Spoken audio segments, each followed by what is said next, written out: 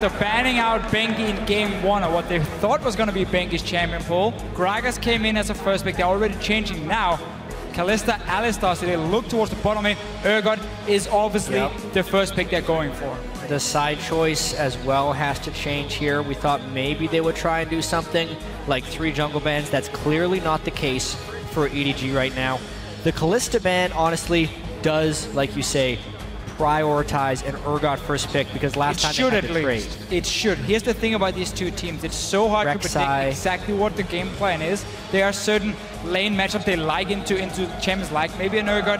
You can say, is Rek'Sai going to be the #1 pick if it's left open? SKT decides to say, we don't even want to risk you first picking Urgot. Now it's about the junglers, who's not Volibear. Yeah, well, with the Azir ban, Cassiopeia actually makes a lot of sense. Very true. And also taking the Cassiopeia now. See what they can do on the other side. Like you guys were saying, a lot of the jungle was going to be a focus to the start here as well. Yeah, so Clearlove has never been the biggest Gragas player. He has shown it a few times this tournament, and that's technically the...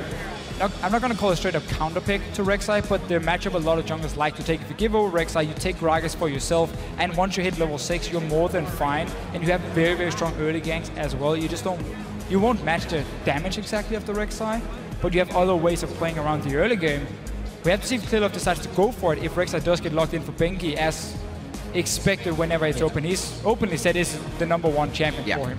We know what the real choices are for SKT. 1 loss on Rek'Sai all time, 1 loss on Maokai all time. Oh, that is interesting right there with the Kalista ban and the Urgot ban. I don't know why they put a high priority on that unless they're thinking of countering what Coral has to do in the top lane a little bit. So we have to look at what else is open for SK Telecom. They have run Lucian Lulu a few times in the LCK. Lulu's not banned. Lulu is not banned, and that's a massive pick for SK Telecom normally. Lulu in the mid lane, of course. And then you have Bang, where he becomes a hyper carry in the late game on Lucian because he plays it so well, and you buff him up with Lulu in the middle. We have to see if that's the option for SK Telecom, because Lulu into Cassiopeia as well, it can turn into a bit of a farm lane, honestly, where you just sit and try and wave clear. You won't really have any pressure on the Lulu, but at least you can sit and farm, and then you buff up this AD carry, and we know how good Bang is in these late game team fights. He already has a pentakill so far at MSI with a Lulu supporting him. To me, that's the only reason they'd pick Lucian that early, is because they're trying to lock that one down, knowing that they'd be going with somewhat of a Juggernaut composition. But we've seen stranger things. Interesting on the Leona, knowing Wolf and Bengi love that Thresh Rek'Sai to get in the enemy's face, be very chaotic in the jungle and cause problems for Clearlove. We're going to see what they go with, though. Looks like more protection. Yeah. A little bit disengaged here. It may switch for the mid lane. They are definitely trying to get this thought through. They now go for the Orianna pick, and MaRin will get a rumble in the top lane. I think the plan for SK Telecom when they had the Lucian was still to run that Lulu mid lane, but you can see the way EDG adapted to it and said, okay, you pick Lucian, whenever you do this, we know what kind of comps you build, so we instantly take hard engage on our support, and we take the most tanky top laner possible. So if you run a single damage dealer in the Lucian, we can have our Maokai target you out and just sit on you in every single team fight, and therefore lock down your main damage dealer. And I think that's why SK Telecom changes up here in the last second for themselves, saying, we need more damage. We cannot just play around Lucian with these picks from EDG coming in already. I love these pick and ban phases, Deficio. Super fun. It helps that the players have like 10 champions they can play each, and they have so many different combos they can run. The Jinx as well, finally making its debut for Deft here at MSI. He had so many quality Jinx games in the LPL, probably the best Jinx player in that region by far there. And they have a tank line, they have mid lane damage, so 2 distinct threats, a lot of CC. It's a good pick in this context. And that's a funny way when you watch EDG play Jinx. It's not we're gonna kite back and protect Deft for everything in the world. No, we're gonna run forward with our massive tank line, and that should create enough distraction that they can't get to our AD carry, and Deft can then sit in the back line. He gets the first kill, he obviously procs the passive, and then they have so much chase where he can start cleaning up these fights here. So EDG running a very standard comp for them in terms of diving onto the enemy team. We have to see what Clearlove can do on the Gragas. We mentioned how it hasn't been his main pick in the LPL, but it's a good matchup into the Rek'Sai, and that was obviously the plan by giving it over, taking the Cassiopeia first. They were able to use that Gragas to pretty good effect yesterday in their games against AHQ. it was something they did find the win with. So feeling comfortable here as they move in. The compositions are locked in, and Easyhoon taking this Orianna. See if he can outplay what Pawn was doing. I almost feel like SKT got caught a little bit off guard with this Maokai being locked in when they had the Lucian, so they changed it up to the Orianna themselves. Now also going for the Leona for Wolf, just because they suddenly realized, oh, we need to be able to get to the Cassiopeia Jinx in order to win fights. We cannot have this where we're just trying to sit and kill the tank line, because we don't have one ourselves. Right. The most tanky member is going to be the Rek'Sai with Cinderhawk. I guess that's okay, but that's not going to do anything compared to Gragas and Maokai. So they needed to pack a lot of things that can get to the backline instead. And now it's going to be all about, can we get to the Cassiopeia Jinx? Yeah. Blow them up instantly so we win the fights. Otherwise, it's going to be in favor of EDG. Well, in a composition like this, it's a lot easier to hit a Shockwave Rumble ultimate than a Shockwave Glacial Prison. We'll see what they can be doing here. The teams have been locked in, so head over to Twitter. Let us know who you think will be victorious. Make sure you're tweeting hashtag EDG winner, hashtag SKT win. We'll see what goes on throughout the rest of the game. We'll get those votes tallied up, and we'll see if those Rumble Ultimates can be placed right under the beautiful Shockwaves of Easyhoon as well. Pawn seeing if he can get aggressive here in the mid lane on this Cassiopeia, if he gets a bit of help from Clearlove in the early game. Yeah, mirror matchup from what we saw last time. Yeah. Big thing that happened for SKT last game is Bengi was able to steal the enemy red buff and then get off the successful gank mid. As far as the jungle starts go, they were big, powerful pulls to start them off at their buff and accelerate their jungle route. I wonder if we see that again, because at the moment, we're posturing for lane swap wards. Yeah, we do have two very fast early junglers, though, in terms of clear, where Sejuani was a little bit slower, and that's what SK Telecom used to catch him on that red buff. EDG has done this a few times, where they don't show anyone except for Koro near this tri-bush here, so they try and say, oh, it's just the top laner walking into ward, and then suddenly the rest of EDG walk down from the top side where you won't see them. They're hiding behind the wall here. MaRin is only gonna spot Koro, decides just to back away, don't even risk anything. Didn't place a ward though, he should have. Oh, he actually risked it coming back. But should have placed that ward instantly. Unpunished. Let there be a lesson. If you see the enemy at level 1, even just one guy, randomly walk into a tri-bush in your jungle, more people are most likely coming. Just place your ward and back away. Don't risk anything at level 1. Good note. Note to self, remember what Deficio said. See if they keep going as well. SKT looks like they're going to play a little bit of ring around the rosy here with EDG, and they're not even, I believe, aware they're still deep in the jungle. Yeah, there's a chance we'll see a little bit of conflict right here. This is the danger of 5-man invading sometimes against an Annie, but they know the stun. We swap sides. Is up. Oh, that's going to be the flash coming out of Bang so he can get into position. Wolf very low in this one. It's a get excited that Deft is looking for here. If that happens, oh it's going to be very bad. There's one passive for him. He's going for more. Easyhoon could go down now to Pawn. Another hit up for Deft. 3 and kills. It's actually 3 kills across the board. Pawn, Deft, and Meiko. EDG had so much AoE damage, and Annie at level 1 with the stun is so strong.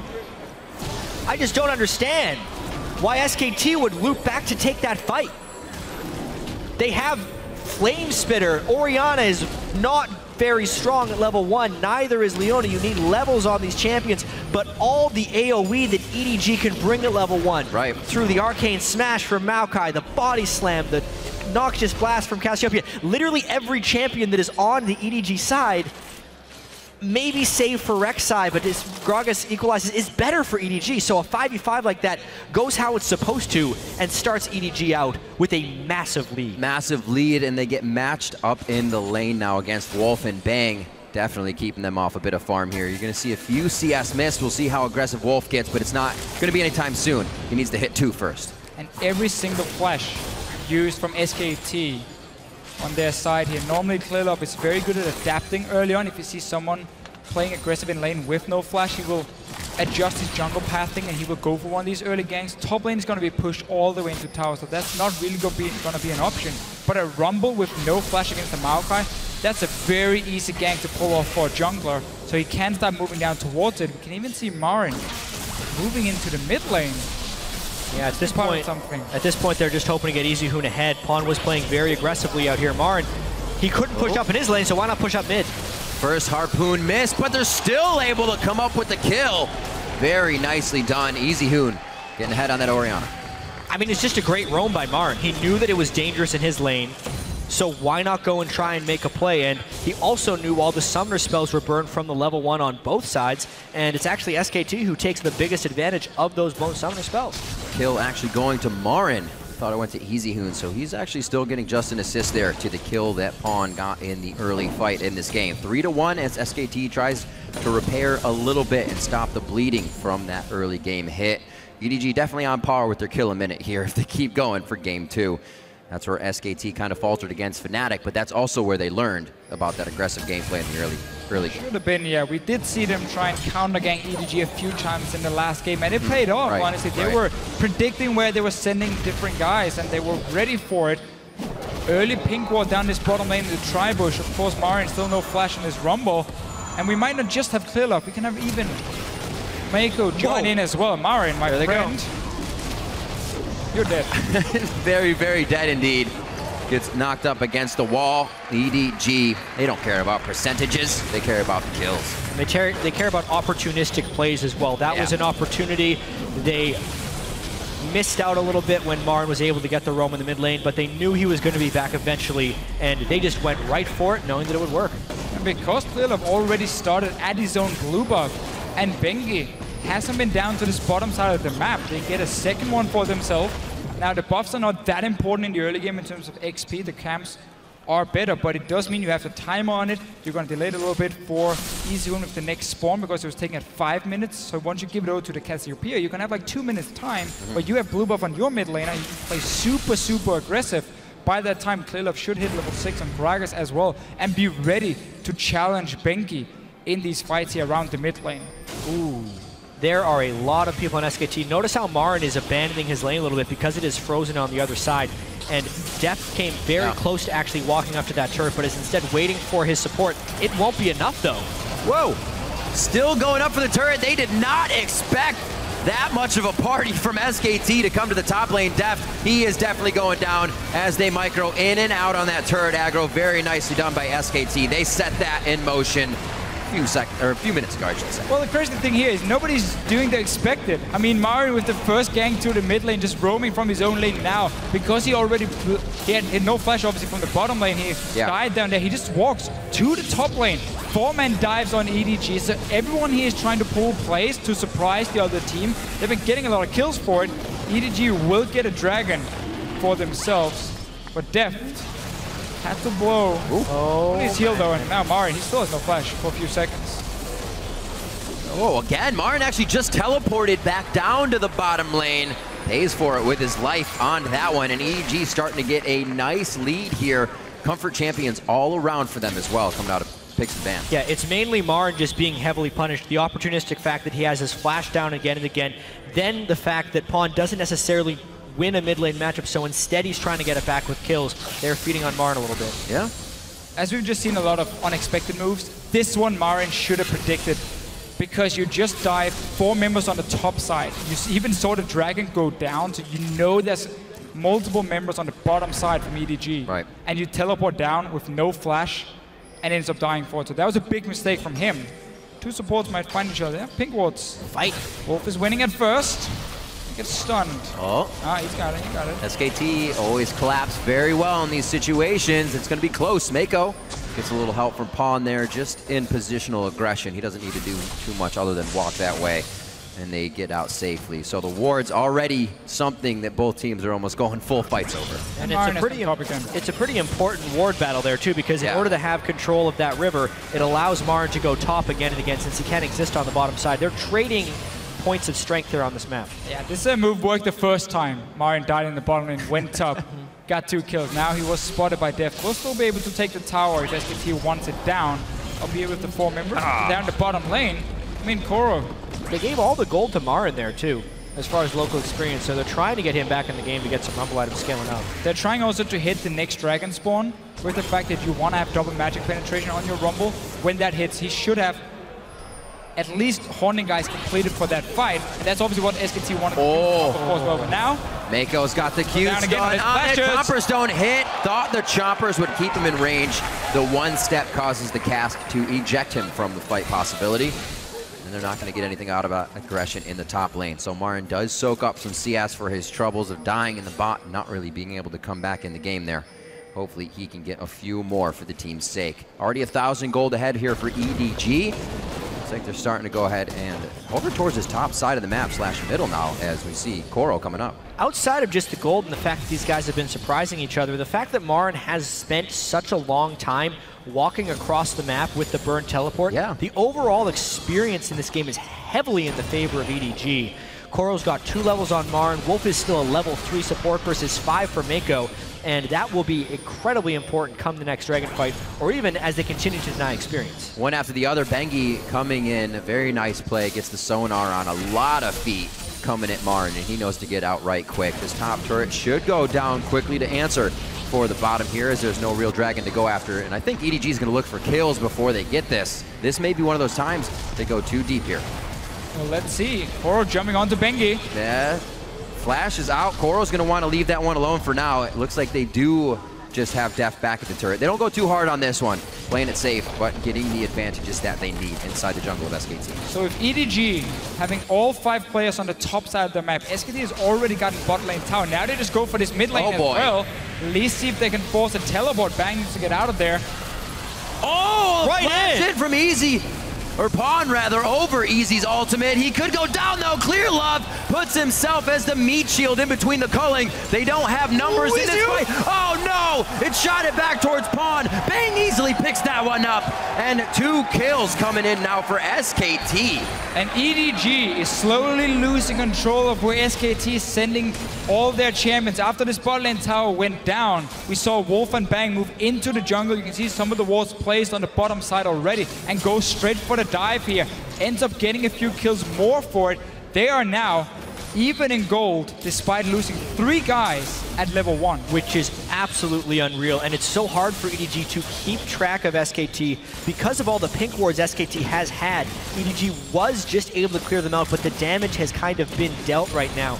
We need to track as this moves towards later game whether or not Easyhoon can hit those 3-item breakpoints on Orianna, because he is really getting ahead of Pawn thanks to all of this assistance and as well as Easyhoon being a master. Yeah, let's see what happens here. This is the roam from bottom lane. Instant cleanse from Easyhoon. Bengi is here as well, so it's 4 players from SKT simply just fighting against only 3 from EDG and the rocket, I guess, from Deft. Oh no! Down. Catapults them back.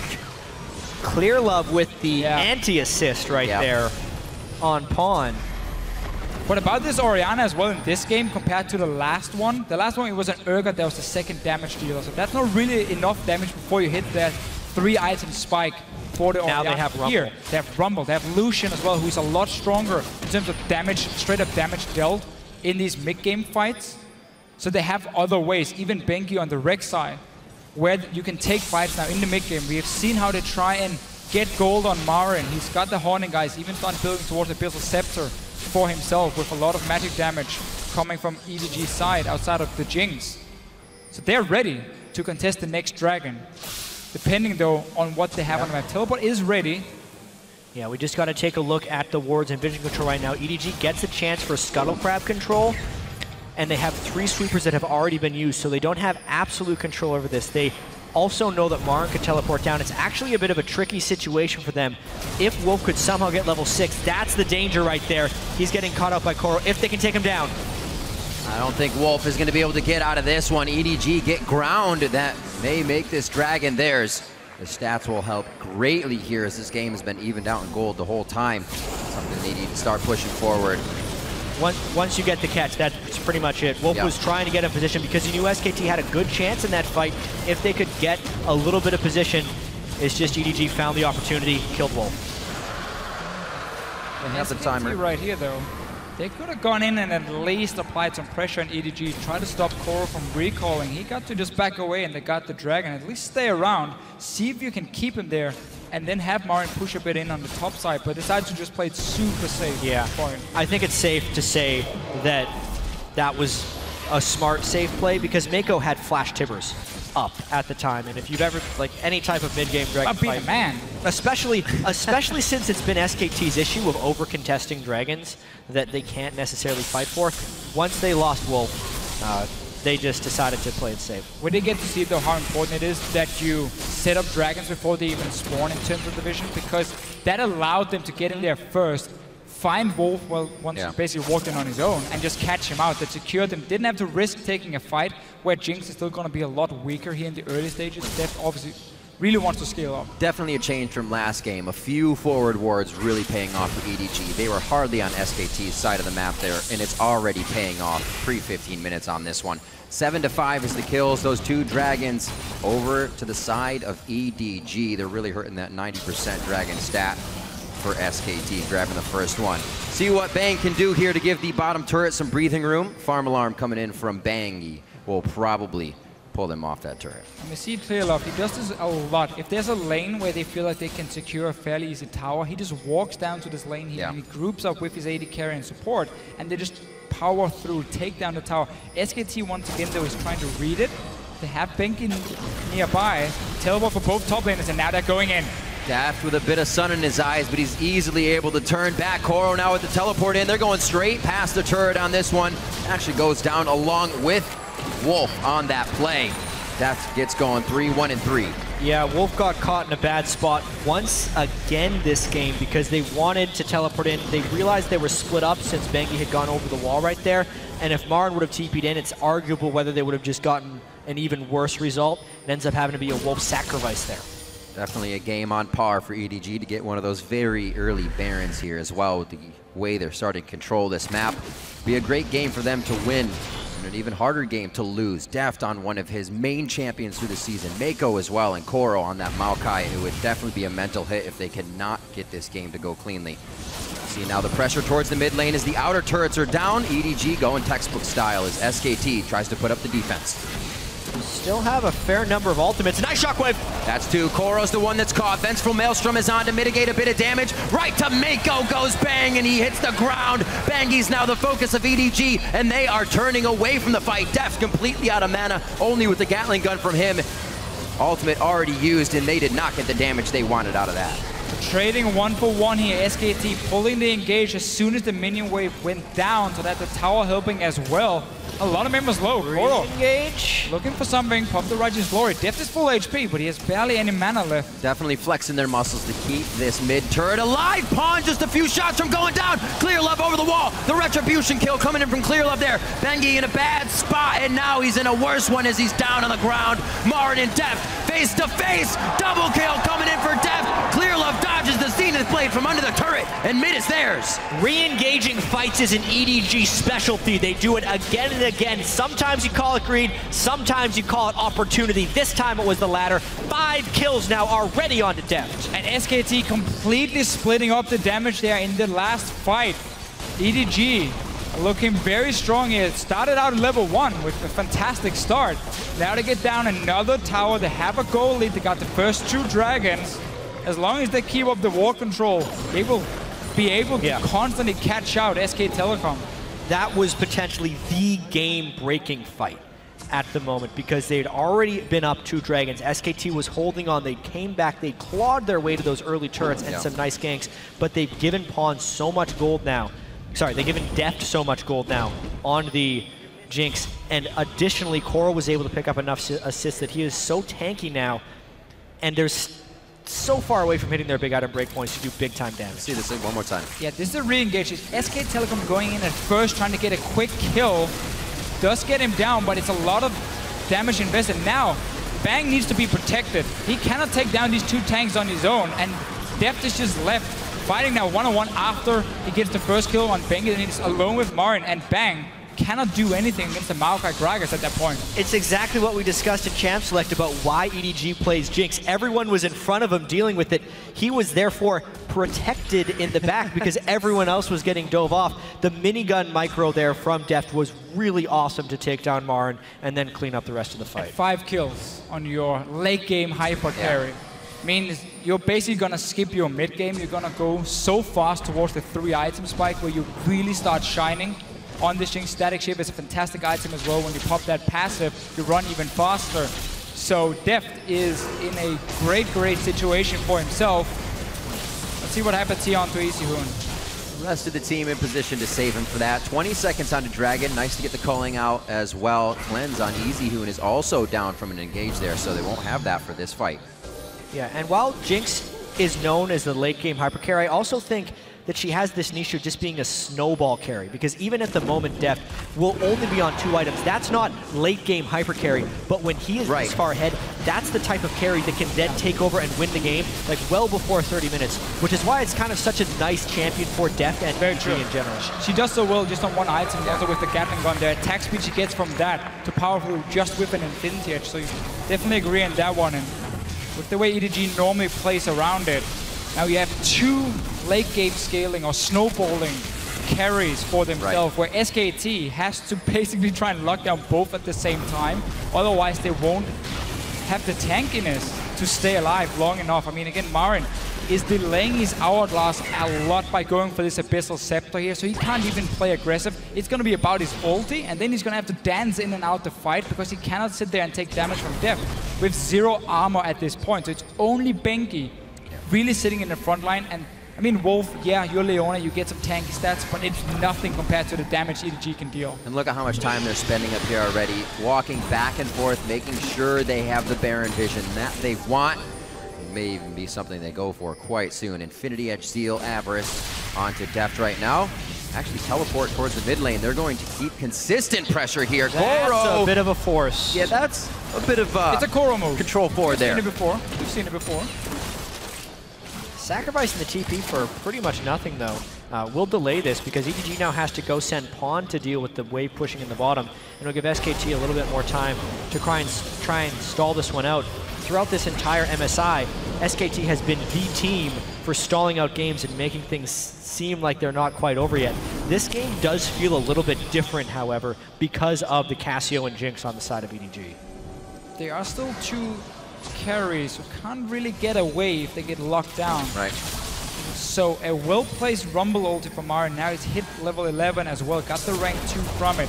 Can really decide a fight for SK Telecom to get to these carries here, but they need to have the proper setup before they need to be able to see where the carries are before the fight even starts, so they can time all these ultis correctly, because their team is so ulti dependent here. I mean, you got Orianna Shockwave, you have Rumble ulti, Leona ulti, all these champions here. If they miss their ultis, they just drop down in terms of their overall value they have in a team fight so hard. Thing is, SKT needs to initiate a fight so cleanly because of the fact that they don't have true tanks. We've seen Wolf get caught a little bit out of position. There's no other tanks that can jump in there and fight with him. Bengi's still not there with his Sightstone Cinderhulk. We mentioned how MaRin has no armor. Unless they get that equalizer pretty much on top of a Shockwave, it's going to be done. And look at this, gotta go fast. Talisman of Ascension comes out, only stopped by the Shockwave, but they still have a Righteous Glory to keep moving forward. EDG says forward is the only option. And once again in the face of SKT to push them off mid lane, they're gonna head for Baron. Just so many ways for EDG to start the fights here. They keep having wards down to spot SK Telecom, and they get the engages. Meiko on this Annie. It's almost been a must ban in the LPL against him because he's so good at starting fights. Something we haven't talked about much. It has been so heavily banned, and Meiko has started the fights here. Here's another one. Gonna be Deft on the front line here. Ball placement by Easyhoon cannot do much as he pulls it back. The ult is already down, and EDG are finding great picks here before this Baron objective. It's going to be MaRin down for 20 seconds, low Easyhoon on mana and health, and they're going to be starting at Cassio, Jinx. They just destroy Baron. You need the jungle in there, need to deny Bengi. It is a potential steal. They need to really zone Bengi out here. Bengi has smite in just a few seconds. He's going in for it. It's 50-50. He got it! Oh my God, he stole it! Clearlove could have just bumped him with a belly, considering when it was going down, but it was just too many options. They throw up the 50-50 Baron. Bengi didn't even have to flash to get in there. Great job by Bengi to not draw aggro outside there and get the dash in. But man, EDG's got to do a better job of zoning this out. Pawn had burned all of his mana to get that Baron low. And then instead of focusing Bengi while he's on the outside or waiting and stopping Baron when it's on 1600 health, they put it into smite range. Bengi gets it. And that keeps this game from ending. Yeah, buys some more time for SK Telecom. Now MaRin is going towards that hourglass. Still going to be fairly delayed for him. Dragon 1 minute 30. We have to look at the 3 for EDG. The 5 dragon thing is gonna be a big deal in this game. So SK Telecom will be looking to try and fight with this Baron buff around it, try and stop the snowballing from EDG. Don't think that really happened the way EDG thought. Not the entire team of SKT was there to possibly go down after the Baron was stolen. So they walk away with just Bengi going down and some good wave clear so they can push themselves back out here. Finally a breathing room for SKT. They're down about 5,000 gold. They're about to hit 37,000. And they need to scrap together a few more turrets to get that map pressure back here. 1 minute onto Dragon. And we are coming up on 25 minutes in the game. Jinx, 6-1 and 7.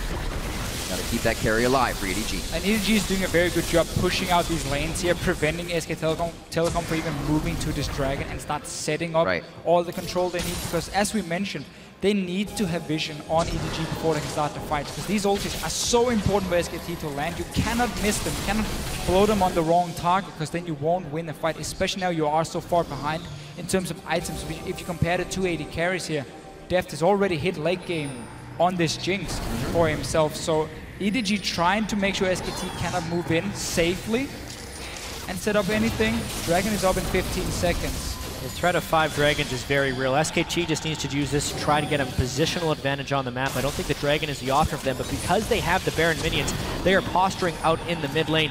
Rumble will have a TP soon.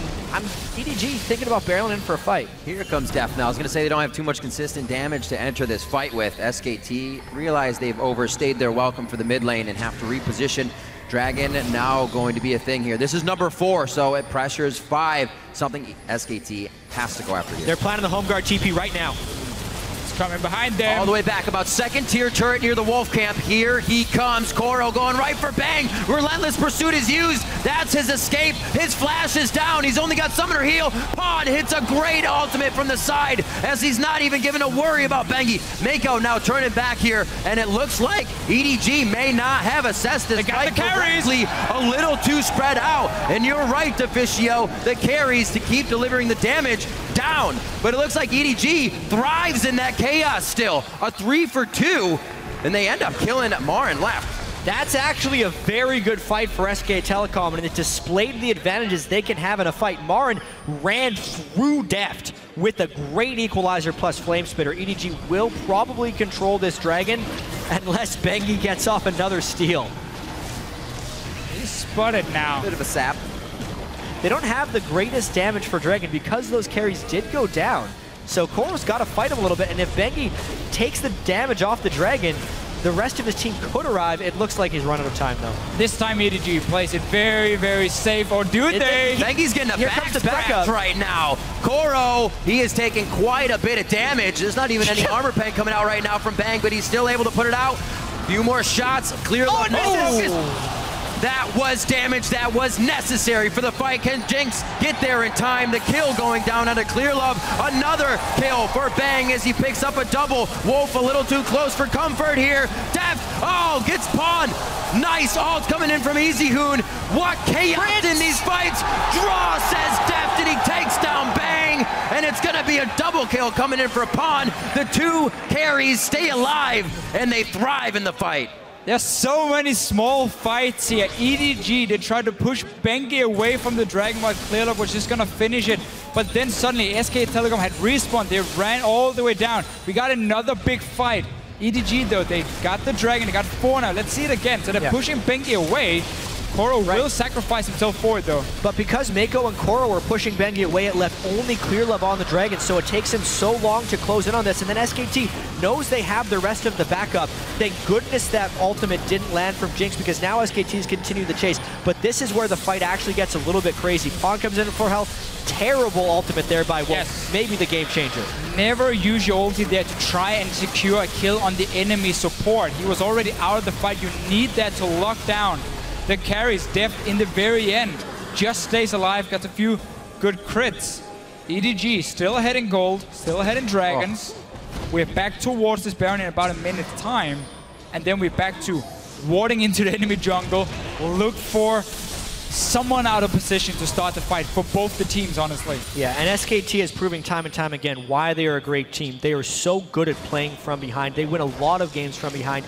EDG normally just the poster boys for actually being able to close games in the LPL, but they couldn't secure the Baron this time. Now they're either using the next Baron or the 5th Dragon timers to force these potentially game-ending fights, but these fights are getting a little bit too close for comfort. 6,000 gold is pushing that comfort away for SKT. Koro with the teleports, we've seen him come in more than once, one for positional advantage, and then just completely diving in to crush the fights and start it while the team takes at least 3 or 4 seconds to get there. I don't know if that's going to work now, Deficio, as you're mentioning. A lot of the summoners are down for EDG. They have to be very careful here if they take any full team fights. One of the reasons EDG can't really go and start sieging on a tower are simply afraid of the engage that can come in from SK Telecom if you're stuck around this tower, you're trying to take it down. They do have a Jinx though who's gonna melt it, so if EDG does win a fight, they can very quickly push into the base of SK Telecom, but there's still a few outer turrets left on the sidelines. There's no split pushing for either team. It's all about big 5-on-5 team fights, and therefore we see so many members to try and fight each other over the wards and the position on the map. Because if you suddenly move too far away from a Baron, it goes down in a few seconds. Talking about that, SK Telecom is a bit far away. EDG already starting it, just checking, are you gonna come or not? Cassiopeia, Jinx, and Minigun kill this Baron incredibly fast. SKT's trying to make it, but they don't even get in range for that steal.